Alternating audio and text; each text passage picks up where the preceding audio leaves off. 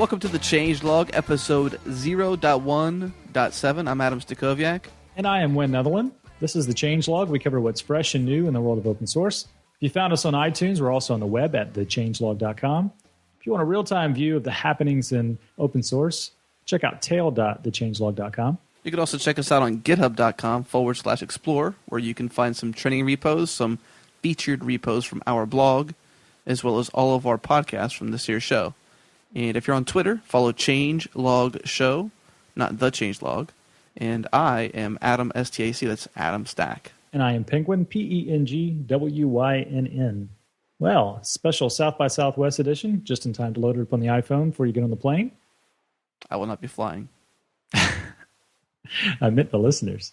Well, I'll be driving, and you'll be driving as well. I'll be driving. I can listen to the podcast while I'm in the truck. Do you listen to the Changelog, Wynn? Just for QA purposes only. I see. No, usually podcasts that I listen to are the Dev Show, all the 5x5 media. Pretty good. You? Yeah. I listen to the Dev Show as well. I try to listen to as much as Dan Benjamin as I can take, because their audio quality is just so pimp. Very nice tunage coming out of the 5x5. We should mention some other conferences we're going to be at. Hopefully JSConf coming up. Yeah, we're hoping to be there, doing something fun there, but waiting on a final green light from the curators of JSConf. Really hope that comes through. That would be a fun conference to hit. Another JavaScript conference in our own backyard. Again, in Austin, is TXJS coming up in June. Rebecca's doing a great job. She's super stoked about the community and the conference, and I if you see her online, check her out, follow her, and support the conference. Great interview today. We're talking about open publishing with Geoffrey Grosenbach, a.k.a. Top Funky from Top Funky Corporation, proprietor of the Peepcode blog, Peepcode screencast site. Brandon Mathis, a freelance, designer from Alabama, and Tim Caswell, a local Dallas area Node.js developer. And Brandon and Tim are kind of in the thick of what's called open blogging, where the notion of forking a repo on GitHub that is a blog, and the pull request becomes a contribution. That's a wild concept. I'm glad we had a chance to bring all these people together and talk about the frameworks and the idea of how it works, and then also just have some back and forth about who does what and how. It was cool talking about all these static website generators. I haven't geeked out like that since talking to Leah about APIs. I know. It was fun. You want to get to it? Yeah, sure. Let's do it.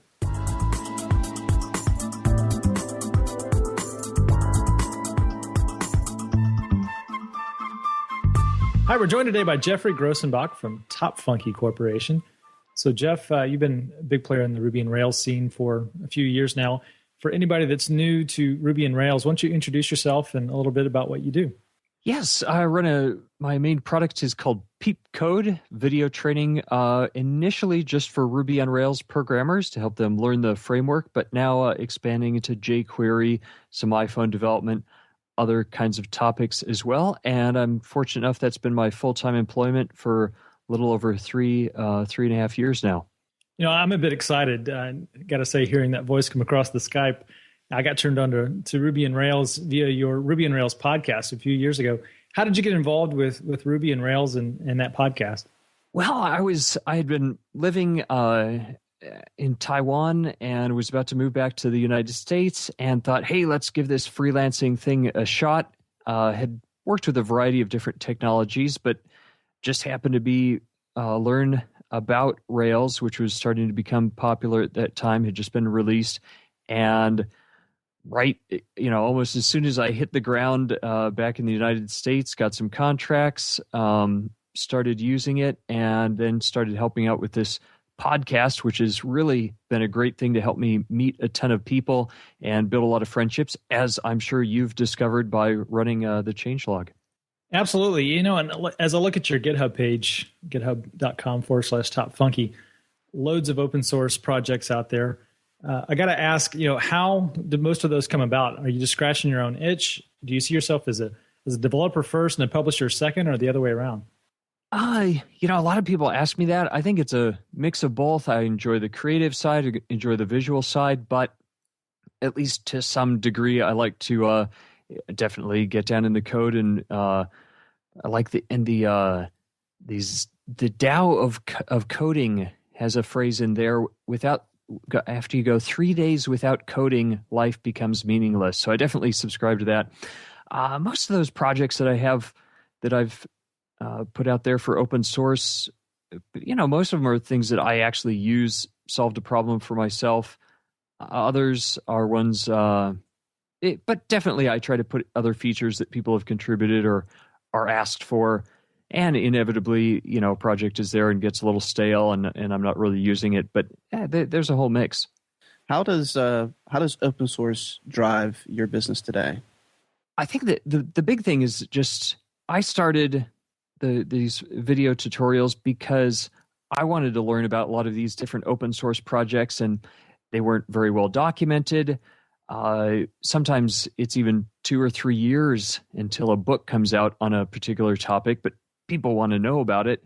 And often a blog post is just not long enough to really dig your teeth into it. So I think for me, I'd like to think that I'm helping open source, even though it's a commercial product, by putting the time in to spend a good, couple of weeks digging into these open source projects that aren't very well documented, coming up with a great demo project and tutorial, and then getting it out there so that people can learn some of these different open source things. And it's even been surprising to me that some things I've published on, people have actually started to become interested in them after seeing that now there's some more in-depth documentation.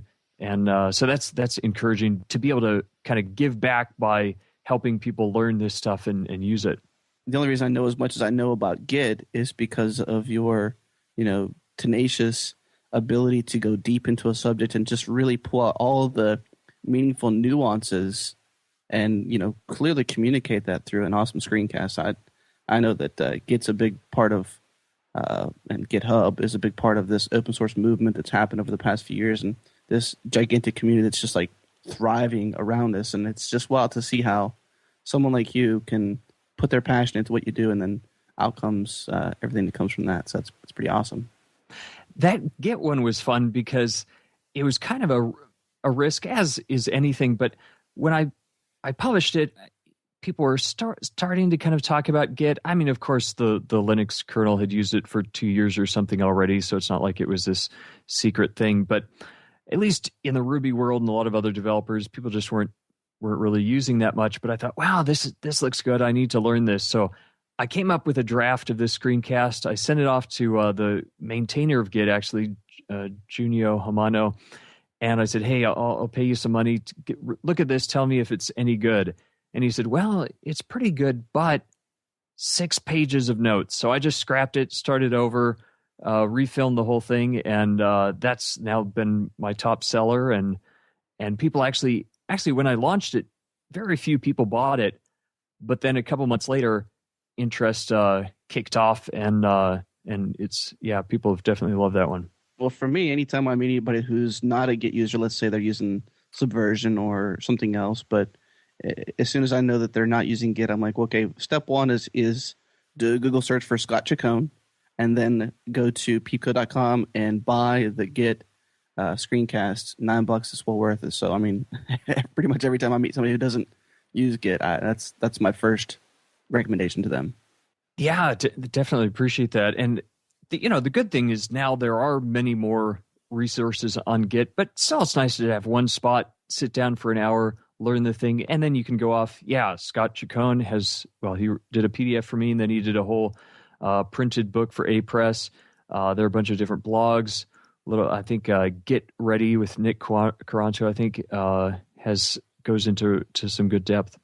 One of the things that I really admired about Peepcode, Jeff, is one of the things that we try to do at the Changelog is go a little deeper. I just know as a consumer of podcasts, it seems like I'm always left just wanting to go a little bit deeper on most topics than most podcasts tend to cover. And that's one of the great things about Peepcode and the screencast is just how well they cover a subject. How do you balance covering a subject deeply and letting it have legs as opposed to having content that has a shelf life? That's a great question, and something that I've actually been kind of adjusting to as far as I've learned about the business.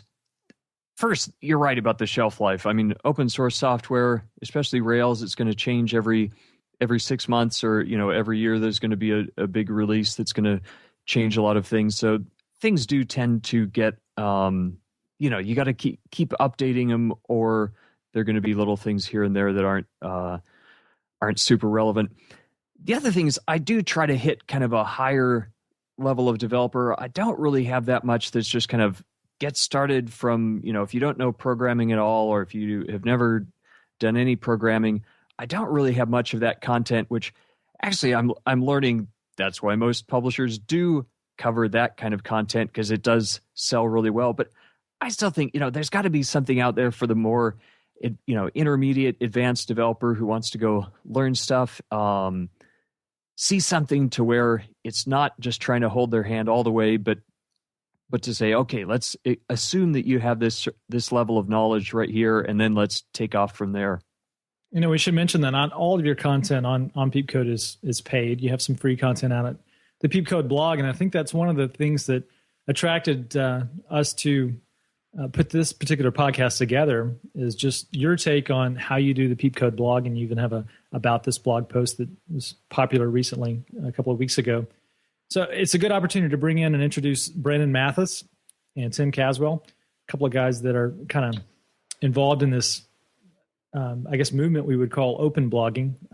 Brandon, why don't you introduce yourself to the audience and let the folks know who you are? Hey, everybody. I'm Brandon Mathis, and I live in Birmingham, Alabama.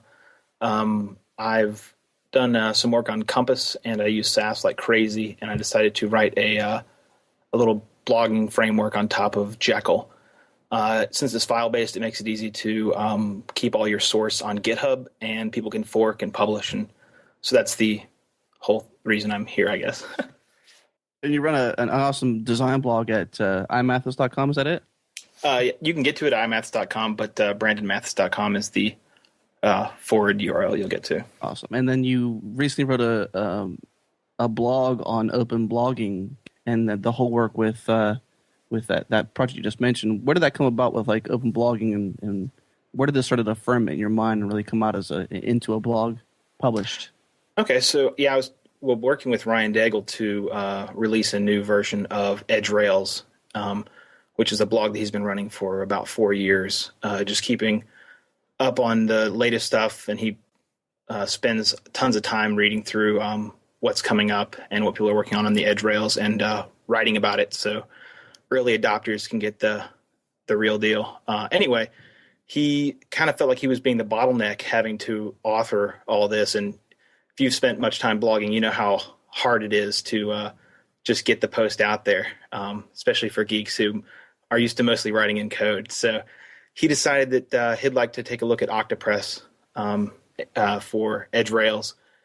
And that site is edgerails.info, by the way. Anyway, so he liked the idea that it was file-based, and we talked about what kind of flexibility that gives us. And so one of the things that we do is it's all hosted on GitHub, the source for it is, and anybody can fork it and contribute changes to an article if there's errors or things like that, or even write their own articles. And then then they can use the fork queue to Ryan can, or any of the other authors with commit rights, to pull in what they've done, and then actually just publish it right to the blog. And the cool thing about that is that instead of being stuck behind this database of it's hard to give, like, what are you going to give people keys to sign into WordPress or something and post directly? It's a little bit nastier that way. Yeah, you start dealing with like the whole user management and all that. Oh yeah, giving someone a certain access and stuff like that. All the privilege issues are weird. But with GitHub, since it's all open and, a fork isn't like access to the core or anything, and it's all managed by people who have commit access, it's a whole different – it's like GitHub is taking care of that for us. And so we're able to accept submissions for articles and things like that really easily. Absolutely. From a wide variety of people. And Tim, let's introduce Tim real quick here. So Tim Caswell's waiting in the wings as well, and they're doing that with howtoknow.org. Is that sort of the same stem that you went down, Tim? And let's introduce yourself, I suppose, first, and then you can answer my question. Sorry about that. All right. Yes, I'm Tim Caswell. I'm from Richardson, Texas, and just north of Dallas area. And I got involved with Node sometime last summer because I was looking for cool server-side JavaScript. And one of the problems with it being a young project is there's not a lot of documentation. And since it's async JavaScript, the programming style is very hard for people to pick up. And the mailing list was just constantly covered with questions, the same questions over and over. How do I do this? How do I do things in parallel? How to do things serial? And so we said, well, you know what? We should start a blog where people can write articles about how to do these various things. And the Node community, especially the core people, are very hardcore programmers, and we don't want to go start up a WordPress and start typing up a bunch of fluffy content. We needed something that was high tech. So we got inspired by these programs like Jekyll and said, hey, let's write something like that in Node. So I hacked together a real quick program. It's on GitHub. It's creationx/Node blog. And it's just an engine. You upload your markdown to a GitHub repository, and it calls some hook, and then it generates all your HTML, just static HTML generator. But just like we were talking about, since it's on GitHub, if anyone wants to send me an article for the blog, they just need to fork it, write the article, and send me a pull request. And I'll review it and say, it's great, and push it, and it goes live. Or I'll say, hey, could you change these things? And give me back another pull request. And I think I've had quite a few contributors. I think about a half of it wasn't written by me.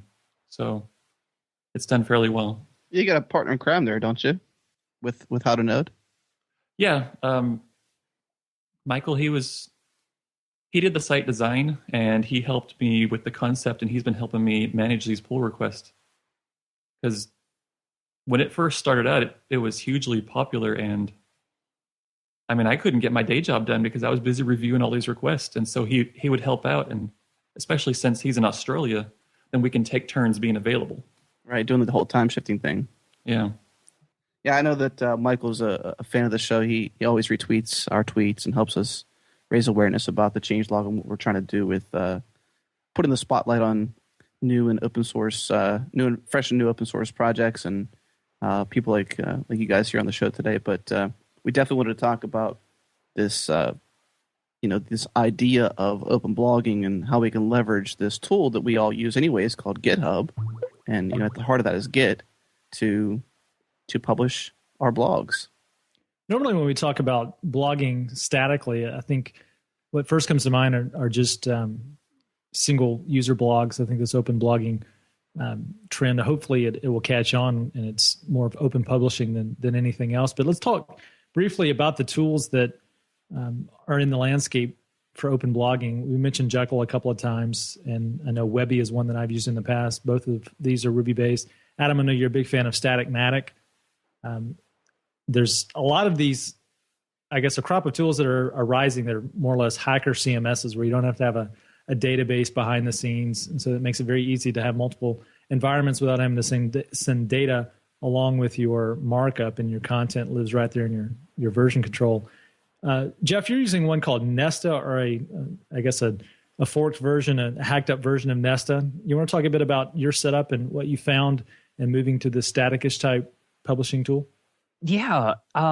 Basically, this is just a Ruby Sinatra application, and it just happens to cache everything. So it actually does run dynamically on the server, but the first hit, it caches HTML, images, JavaScript, whatever. It even does some generation of different graphics or resizing things sometimes. But after about 60 or 90 seconds of being up, then everything is cached, and it's just works like a static blog. So personally, I like thinking that way. I like thinking about URLs and handlers and stuff like that. Definitely, things like Jekyll or Webby or some of these others are fantastic. But I chose just to use a dynamic framework to generate it, but save it all to disk on the first hit. Yeah, I think it's a great setup for a hacker that's also writing, someone that is just as familiar with the code as the article that they're writing. Did you have any reservations about moving to a setup like this, thinking, okay, I may be boxing myself in long-term around not having contributors that maybe not be this familiar with this low-level type of publishing? Actually, it's great to hear about these other other ways that you guys are doing it. And I think that's fantastic because then you can use the commenting and other features at GitHub then so that you don't have to implement all of that editorial process. I haven't done anything like that yet, but I have thought about bringing on other authors to actually do creative designs and write the content and stuff too. And so I may use a situation like that. One thing, just a little history. It's funny how all these things keep rolling back. It's not the first time that the web community has hit on this idea of a static blog. I remember back in 99 or 2000, there was the Blossom. It was like a Perl based thing. And I forget if it actually ran on a server or if it generated it all dynamically. But when I saw that, that was a couple of years ago. It was wow, what a great idea. I can just work with files and I can edit code in my text editor and it just works the way that I would be writing normally.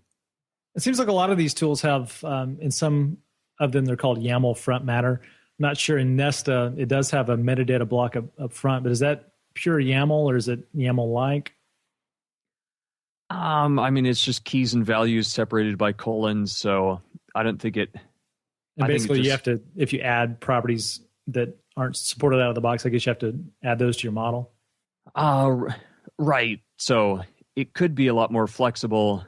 I think that there is a way that you can just dig in and say, okay, give me a key that's named by this string. But usually you build the model and add an actual method to pull that out. So beyond just regular static blogging where you've got a stream of articles and archives and details of articles, if you hit any challenges that this type of approach you think might be hard to work around? Well, the initial challenge was just that I didn't see anything out there that it was exactly what I wanted. And of course, that's what open source is all about. You don't see the one or two little features you want, so you start from scratch and rewrite a whole new software product. But, Nesta was it had most of what I wanted. And I was on a trip down to Australia for Rails Camp, which is a awesome thing. They just rent out a summer camp for a weekend and people come and write code and talk and stuff. But was that the one that's totally away from the internet? Yeah, no internet either. Yeah. They build their own network. I think the guy who wrote Tweety, Lauren Brichter, actually gave them a special version that they can use locally. So they actually have a Twitter clone up and people are all, talking and IMing and stuff like that, but it's not connected to the outside internet, which is kind of fun. So you were in Australia? Yeah. So I'd known for even a year or something that I wanted to do something like this. And so I'd cloned a bunch of different products and I started looking at them and I thought, oh, okay, this is nearly what I want, but I want each post to be different. I want it to use Sass. I want a bunch of these different things. So I found it really easy just to work those in. All right, you mentioned Haml and Sass. This is two of Adam's and myself's favorite technologies. Even episode 1 was Haml, Sass, and Compass. Yep. So when I read about this blog post on Peepcode, I was excited that you were trumpeting that because I love what Haml does for markup, and I think if I could pull up the exact quote, I love what you said about Haml, and it says it decreases the mental distance between HTML and CSS. You want to expand on that a little bit? Yeah, another fun thing about doing it this way is then you can have a draft that's just there for a couple weeks and you get to kind of mull it over and you don't feel the pressure of having typed something into this little, text area on a web form that you feel like it is just kind of this immediate thing, although I guess you could do a draft there too. But that specific quote was from a separate article that I haven't published yet, just thinking about, as a programmer, especially, a web programmer now, you're thinking in all these different languages and different formats. And so anything that can just kind of reduce that without being too much of an abstraction helps me to focus and think about the problem I'm trying to solve. And for me, I'm not going to insist that everybody or even anybody needs to use it, but Haml, I think, does that because then I can just think about CSS selectors and then I jump right over to Sass or straight CSS and then again, you're thinking about CSS selectors, and then you jump over to jQuery, and again, you're thinking about CSS selectors as you dial in some element to handle a behavior or something on it. So that's where it's at for me. Well, I was jumping over to Brandon's Octopress project page on GitHub just now to double check that Haml was one of the opinions kind of baked in on top of Jekyll, and I noticed the last push is 16 minutes ago, and I think we've been on the air for like 30 minutes or so. So Guilty. So Brandon, are you pushing updates during the podcast, buddy? Actually, yeah, I was just finishing up some stuff. There's a really cool expandable code window that I wanted to get up there, and I was just starting it right before you guys called. So it's one of the things that frustrates me on fixed width blogs is you get this code window, and sometimes you have to scroll around to read things or copy them and paste them somewhere else. So I wrote a little JavaScript that would find the code windows and add these expanders that collapses the sidebar and gives you the full width of the site. Such a hacker. So now that's quite a design decision of, are you going to allow people to write long lines of code, or are you going to implement something like that, which is a great way to go. I know the Marcel Molina in their, a couple of years ago, although it's still going with the Projectionist blog, they restricted themselves to something ridiculous, like 40 characters wide or something, and they just wouldn't write any code samples that were more than 40 characters wide. That's nice. So Brandon, you chose Octopress, and primarily let's set the premise here. It's not that you're not a developer, but you're primarily a front end designer, Correct. Mostly in the Rails and Ruby world, and you're a fan of Haml, and you're a fan of Sass, and obviously Compass. So that's sort of the premise of your your skill set when you approach projects. But why did you choose Octopress, or why did you choose to chisel out Octopress, and why Jekyll? So I was working on, last summer or something. I was working on redoing my website to get some work. I'm a freelance designer, so that's kind of one of those things. And I was just looking at WordPress and saying, not again. I'm not going through this again. And I'd been paying attention to, I've been paying attention to what people were doing with Jekyll, and GitHub Pages was doing that. And it was kind of the hotness at the time. And I think it was the only blog-aware static site generator I could find that you didn't have to do a bunch of tricks to make it happen. The problem was that all it did was generate Markdown or Textile or something to HTML. And Heinrich did a fork that let me use Haml. So I was like, okay, this is, the gods have spoken. This is definitely something I got to use. And then I found out that all it was a generator. It didn't have any kind of a starting point framework. There was nothing. It was really hard to figure out how to read through all these docs. Hard to use. So I said, well, I might as well build something that is a little more abstract and kind of, you have a couple places where you put in your configurations, and you've got these rake tasks that do all kinds of terrific things for you. So right now, if you wanted to create a new post, you have to have the date in the post name, and some weird things that as a static site generator you just have to learn to deal with. So I wrote a rake task that lets you do all that. You can deploy through rsync with a rake task, or use GitHub Pages, and you just change some configurations around. So one of the problems with static site generators that you guys didn't talk about earlier is that when you're generating a huge site, they can be really slow.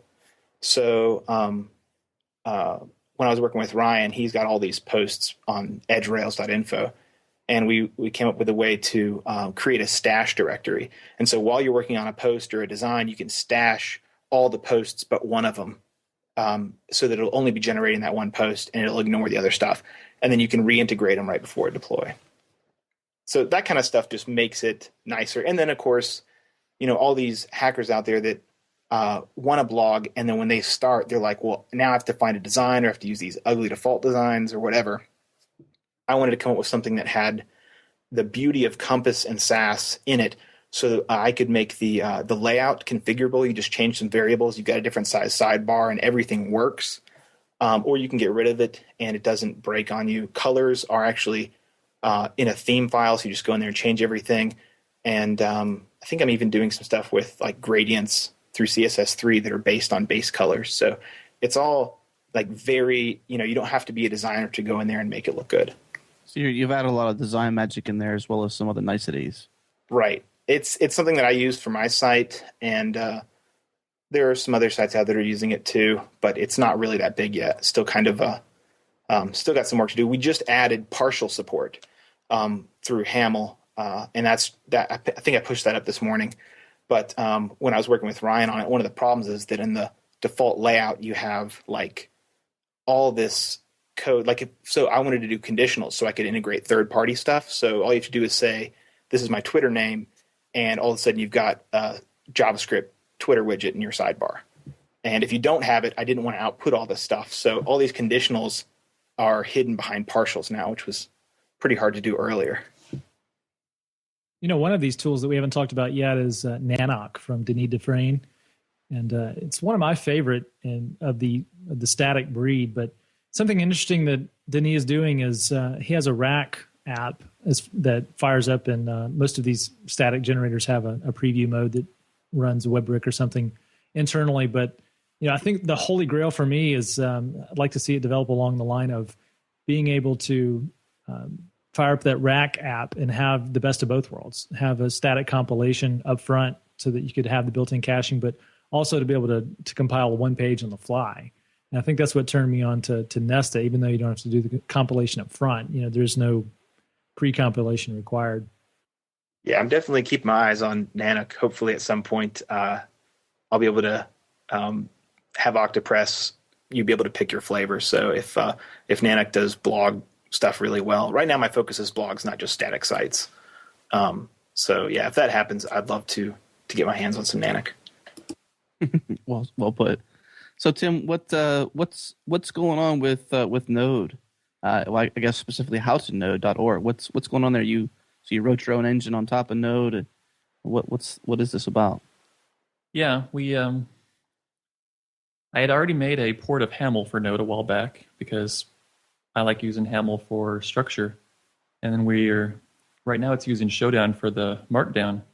And so the whole backend, if you go to the repository for howtonode.org, there's a skin folder that's just a bunch of Hamel files, and then there's an articles folder that's just a bunch of Markdown files, and then there's an authors folder, and that's just a bunch of Markdown files. And that's the content. There's a little CSS in the static image, but that's pretty much it. So it's pretty light then. How do you handle layouts? The Hamel supports partials, and so the engine just looks for the articles, and it looks for a Hamel file called article, and that's basically the way it renders that article. And then there's a little bit of metadata in the top of the Markdown files, so it knows which author to link this article to, when it was published, and various things like that. And this Hamel.js, is this what we covered a while ago?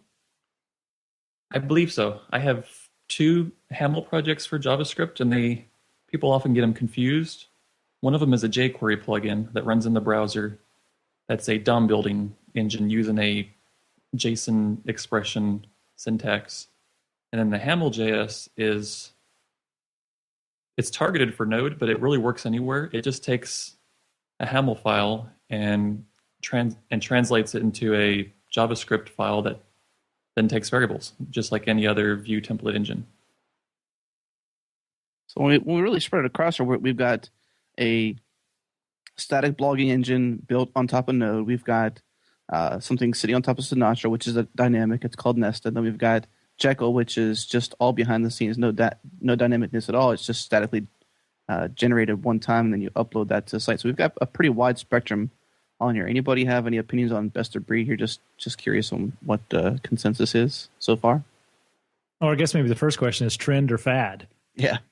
I think a key part of deciding what you want to use has a lot to do with the constraints. And the nice thing about having something that generates locally and that you just push is that you have a whole range of server options to choose from. You don't have to worry about getting anything set up really anywhere. And also, you can host on GitHub pages if you want to, if it's all static.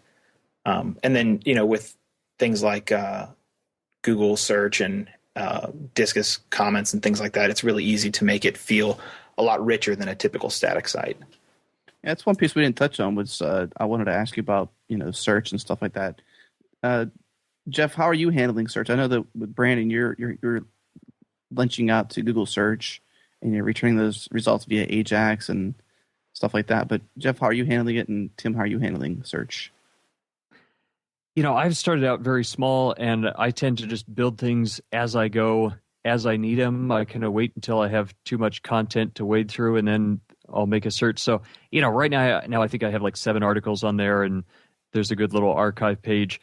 Maybe in a couple months I'll build search, and I'll probably just do it dynamically because Sinatra is right there on the server. How about you, Tim? Well, how to node is just a plain static generator, and then it uses Discus for comments. So I guess the only search I have there is Google will index it and find things. But another project I'm working on, we're updating Node's API docs, and it's using a similar engine where it just takes a markdown README file and generates this interactive page where you can go through the API docs. And for that one, it's actually doing all the searching in JavaScript in the browser.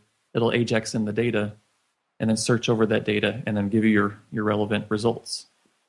So for an API site, you can search for any method or whatever. One thing, if someone else was going to ask me, I'm going to start a blog, how should I do it?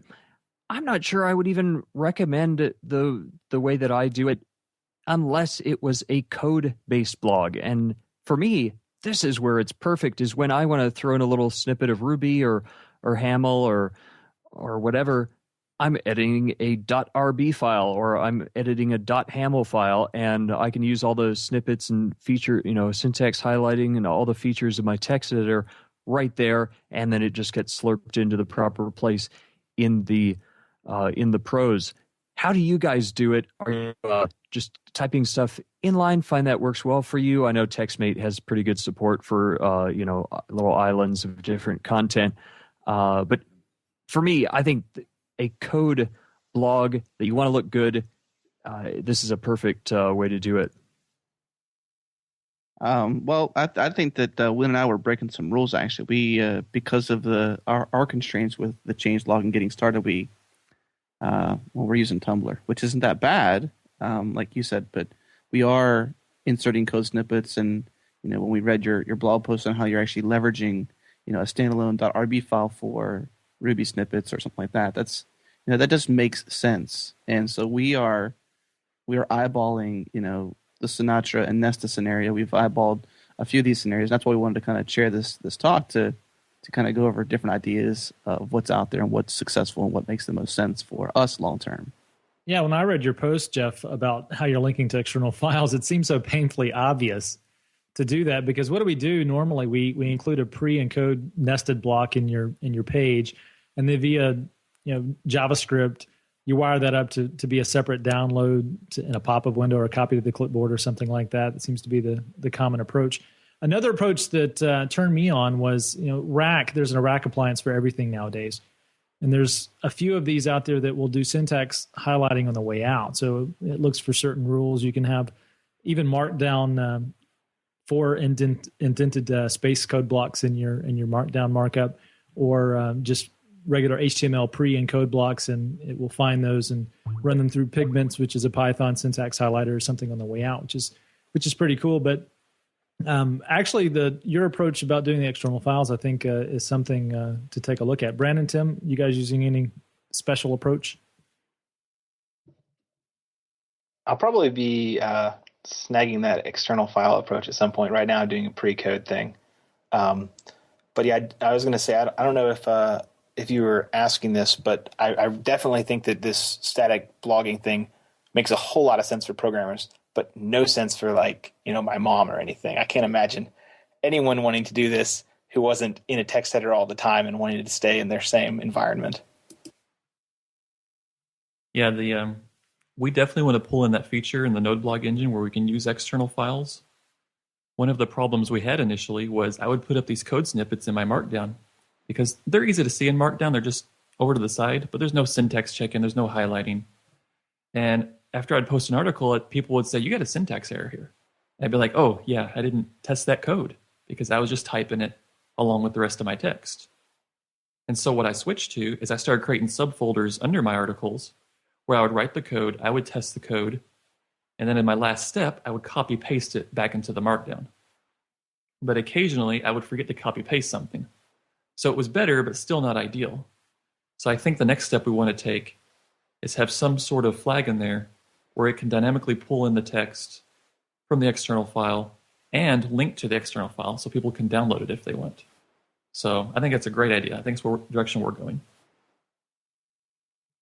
So Jeff, at the close of your article, you'd actually, which saddened me for a moment there. I'd actually started to hear taps play and everything, but you had said that you haven't open sourced your code base yet, or don't really have plans to. What are your feelings now that you've sat in a conversation like this and you hear other people wanting to adopt, more of the top funky goodness that's out there? How do you feel about releasing that code source now? I'm not opposed to putting the source code out there. It's just a little bit of extra work trying to clean up stuff and, all those little hacks that you do just to get something to work. And then, you don't want people to see that. So you have to spend time making it look good. But mostly I just wanted to put these ideas out there. And this whole conversation just now, I think, has encouraged me that there are many great blogging engines out there. It sounds like you guys are doing a fantastic job and doing something that other people are contributing to. So I don't know if there's even a need for me to put the code out there. Hopefully maybe just the ideas are good enough. One last question before we jump over to the radar. So one of the things that you're doing, Jeff, is styling each blog post for the most part with its own style sheet. And I think someone that does this extremely well is Jason Santamaria in his blog. I mean, it's amazing every time you hit one of his articles to even realize that this is the same blog. How much overhead does that add to your blogging workflow? Well, I do,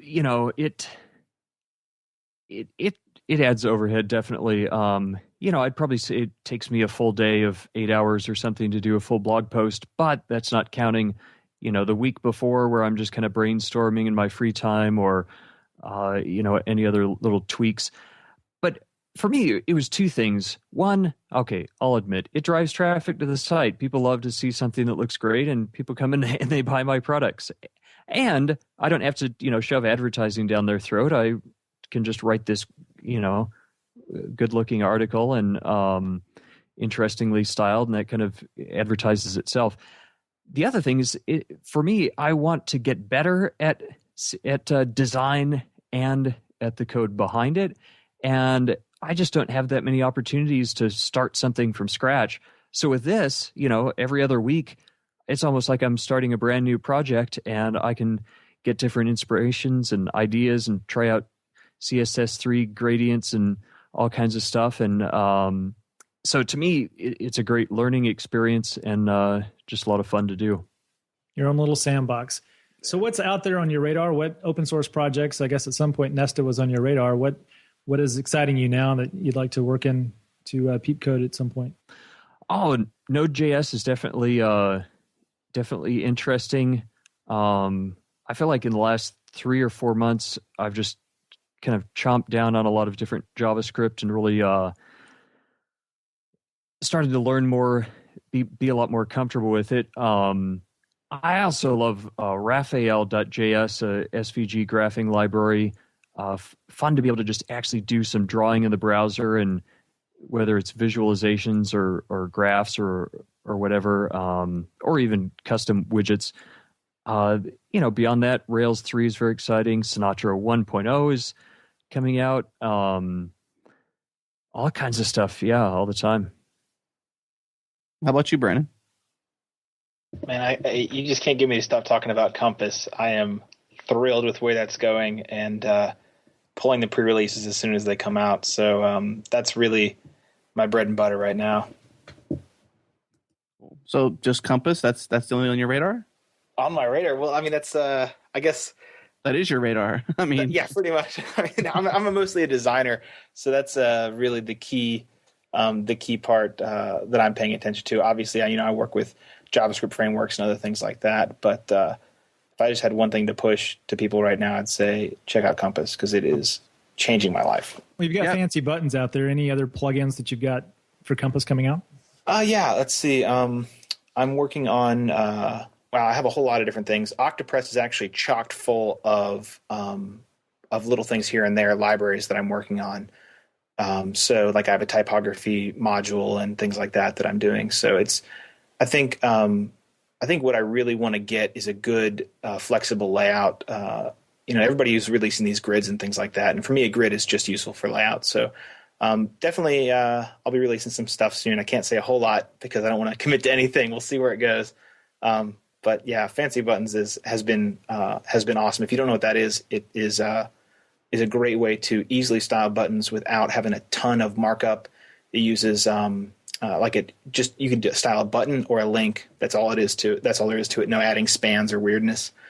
And it uses CSS3 gradients to make them look really clickable, and has a bunch of options and things, and very flexible. But also it has a backup image that it uses in case the browser can't render through CSS gradients. And Tim, what's on your radar, Tim? Well, I won't lie to you. I've been completely buried in Node for the last 6 months, but there's a lot of new stuff there. One of the projects I find interesting is Felix has been working on something called Node Dirty, and it's just a really simple handmade NoSQL engine written in pure Node. And he kept it simple on purpose. It has no network interface. It just does append-only writes and simple queries, and it goes along with the rest of the Node philosophy of keeping it simple and just tie things together. Well, I think it's for this entire subject of static blogging, open source publishing, whatever term you want to apply to it, I think it's a pretty wild thing. I think as programmers, as developers, as people who pretty much live on the command line or live in your text editor, embracing these tools can certainly do some fun stuff. Like Jeff had mentioned, it's a sandbox for him, it's a playground for him. And Brandon, it sounds like it's the same thing for you. And Tim, it sounds like the same thing for you, that you're just etching out your areas of your craft through blogging and through this type of blogging. So I think it's a pretty wild thing. Wynn, you got anything to say, bud? I'll say it again. I'm waiting for that NoSQL stash the hash engine in my browser that everybody's so excited about server side. I'd like to, when we get done playing with JavaScript back on the server, to put it back in the client. I'd love to have that type of engine in the browser. But yeah, thanks for taking the time, everyone, to talk about this particular topic. It's definitely on our radar as we look to grow the changelog blog beyond Tumblr and look to kind of remove the distance between writing and coding. Anybody have any fun conferences coming up that you want to plug or mention before we head on? Texas JS is coming up this summer, and they actually got me speaking in that, so I got a ticket. Absolutely. And we're actually, the changelog is going to be a media partner with Texas JS too, so we'll be working with Rebecca on promoting it, so audience don't get upset when we talk about it, because it's a cool thing. It's all JS all day in big old Texas. Anybody else? I'll be going to LessConf on May 21st, so come there, we can hang out. Yeah, LessConf, I can definitely speak against LessConf. It's an awesome conference. It was the first last year and again this year, and I look forward to going there myself. Well, cool. All right. Well, guys, thanks again for taking the time to speak with me and Wynn and the audience of the changelog. We certainly respect each of you in your own rights and everything you guys are doing. Keep doing it. Don't stop. Love this open source world, and thanks for taking the time to come on the show. Appreciate it. All right, thanks. Awesome. Thanks for having me.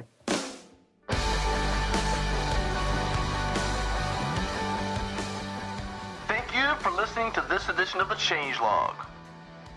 Point your browser to tail.thechangelog.com to find out what's going on right now in open source. Also, be sure to head to github.com/explore to catch up on trending and feature repos, as well as the latest episodes of the Changelog.